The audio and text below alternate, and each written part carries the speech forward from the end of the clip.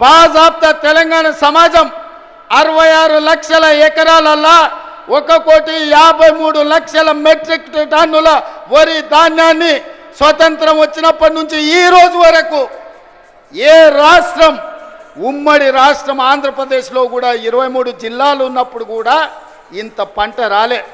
ప్రపంచ రికార్డు ఇవాళ తెలంగాణ రాష్ట్రం 66 లక్షల ఎకరాలలో 1,53,00,000 మెట్రిక్ టన్నుల వరి ధాన్యాన్ని పండిస్తే ఎంఎస్పి ఇవ్వడమే కాదు, సన్న వడ్లకు 500 రూపాయల బోనస్ ఇచ్చి కొంటున్న రాష్ట్రం ఈ దేశంలోనే తెలంగాణ రాష్ట్రం ఉంది. రైతులను ఆదుకున్న ప్రభుత్వం ఇందిరమ్మ రాజ్యంలో ప్రజా ప్రభుత్వం అని నేను చెప్పదలుచుకున్నా.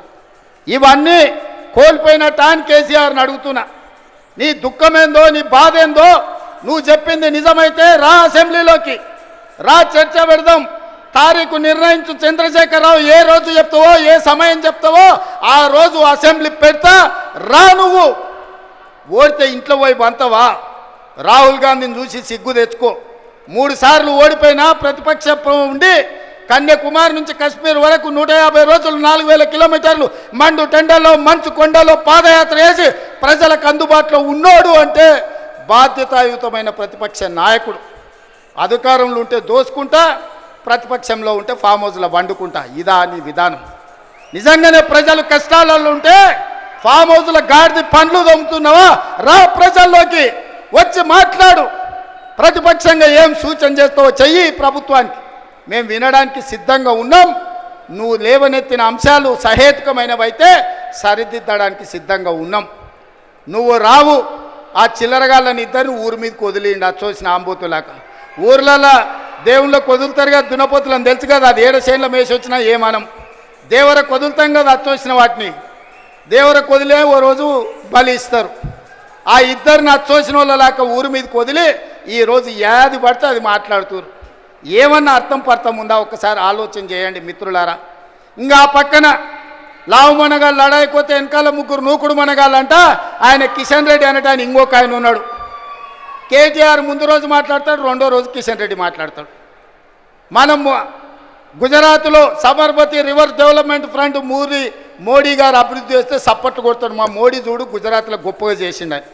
కానీ అదే Musi river development front Hyderabad నగరంలో ప్రపంచానికి ఆదర్శంగా ఉండేట్టుగా మనం చేద్దామంటే వద్దు, నేను అడ్డం పడుకుంటా అంటాడు. నేనన్నా నువ్వు మోడీ గులాంవా, గుజరాత్ గులాంవా, ఎందుకు అడ్డం పడుతున్నావని. సిగ్గు లేకుండా నేను మోడీ గులాంని అంటుండు. ఆయన నన్ను అంటుండు సోనియమ్మకు నువ్వు గులాంవా అని. నేను ఒక్క మాట ఈ వేదిక మీద నుంచి స్పష్టంగా చెప్పదలుచుకున్నా. 60 ఏళ్ళ ఆకాంక్ష, 1200 మంది బిడ్డల ఆత్మ బలిదానాలు జరిగిన తెలంగాణ రాష్ట్రం రాకపోతే, కన్న తల్లిగా గొప్ప మనసుతో ఆంధ్రప్రదేశ్లో పార్టీ చచ్చిపోయినా ఈ తెలంగాణ రాష్ట్రాన్ని ఇచ్చిన సోనియమ్మ మా అమ్మ, సోనియమ్మ మా అమ్మ, మా 4 కోట్ల తెలంగాణ బిడ్డలకు కన్న తల్లి. ఆమెకు ఊడిగం కాదు, ఆమె కాళ్ళు గడిగి ఆ నీళ్లు నెత్తి మీద చల్లుకున్నా అది తక్కువనే అవుతుంది. కిషన్ రెడ్డి, ఇప్పటికైనా నీ పాపాలు కడుక్కోవడానికి రా. సోనియమ్మ కాళ్ళు గడిగి మన ఇద్దరం నెత్తి మీద చల్లుకుంటే మోడీకి ఊడిగం చేసినందుకు కొంతైనా నీకు ప్రక్షాళన జరుగుద్ది అంటున్నా. పార్లమెంటులో నిటారుగా నిలబడి ఈ దేశ ప్రధానమంత్రి నరేంద్ర మోడీ తెలంగాణ రాష్ట్రాన్ని సోనియమ్మ పార్లమెంటు తలుపులు బంద్ చేసి దుర్మార్గమైన పని చేసి తల్లిని చంపి పిల్లని బతికించింది. తెలంగాణ రాష్ట్ర ఏర్పాటునే అపహాస్యం చేసిన నరేంద్ర మోడీ తెలంగాణ ద్రోహి.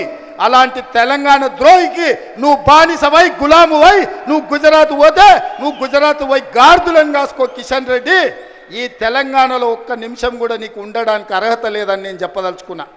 ఇన్ని రోజులు నువ్వు అంటే గౌరవ మర్యాద ఉండే, అందుకే మాట్లాడేటప్పుడు ఆచితూచి మాట్లాడేటోని కిషన్ రెడ్డి గురించి. కానీ కిషన్ రెడ్డి మీద ఉన్న గౌరవం నాకు 100% పోయింది.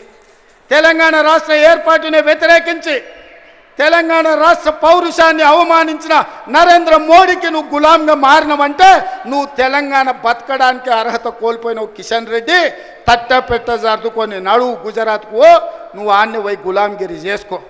నేను మళ్ళొక్కసారి చెప్పదలుచుకున్నా, సోనియమ్మ కనికరం వల్ల, సోనియమ్మ త్యాగం వల్ల 60 సంవత్సరాల మా తెలంగాణ రాష్ట్ర స్వప్నం నిజమైంది.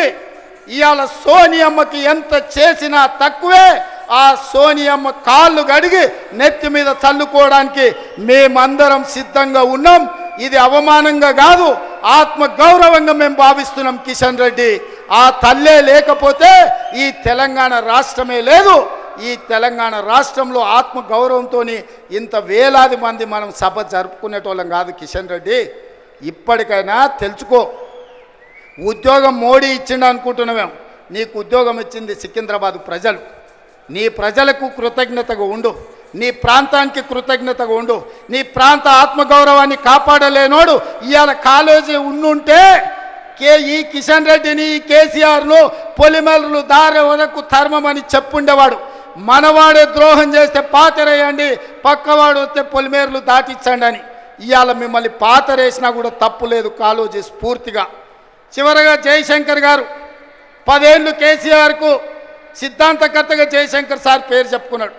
చివరికి ఆయన సొంత ఊరు అక్కంపేటను కూడా రెవెన్యూ విలేజ్గా చేయలే. నేను ఇందిరమ్మ రాజ్యం ప్రజాప్రభుత్వం ఏర్పడ్డాక జీవో ఇచ్చి జయశంకర్ గారి ఊరిని రెవెన్యూ విలేజ్గా మార్చి జయశంకర్ గారి ఆత్మగౌరవాన్ని నిలబెట్టడానికి ప్రయత్నం చేసింది మా ప్రభుత్వం.